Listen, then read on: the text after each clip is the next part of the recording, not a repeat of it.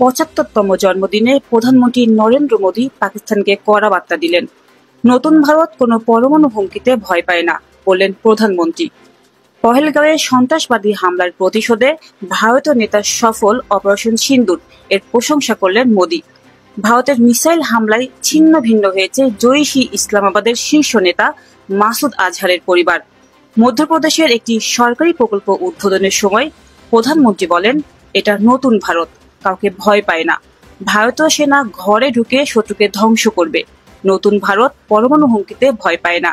তিনি পাকিস্তানের পরমাণু হুমকিকে প্রত্যাখ্যান করে বলেন, জৈশ-ই ইসলামাবাদ আসল রূপ প্রকাশ্যে এনে দিয়েছে। কাশ্মীরি বলেন, সন্ত্রাসবাদকে কাজে লাগিয়ে আমরা দেশের সীমান্ত রক্ষা করেছি। ৭ মে ভারতীয় সেনার আক্রমণে মাসুদ আজহারের পরিবার টুকরো টুকরো হয়ে যায়। মোদী এ প্রসঙ্গ তুলে ধরেন। ৭৫তম জন্মদিনে মোদীর প্রতি দেশ ও বিশ্বের শুভেচ্ছায় ভরিয়ে দেওয়া হলো।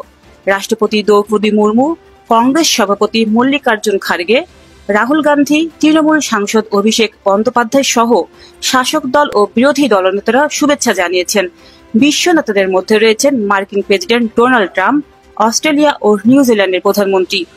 ৭৫তম জন্মদিনে প্রধানমন্ত্রী মোদীর বার্তা স্পষ্ট, নতুন ভারত ভয় পায় না। পরমাণু হুমকির যুগেও ভারতের দৃঢ় অবস্থান অটল। আন্তর্জাতিক ডেস্ক, জান্নাতুল জান্নাত, জেড টিভি বাংলা।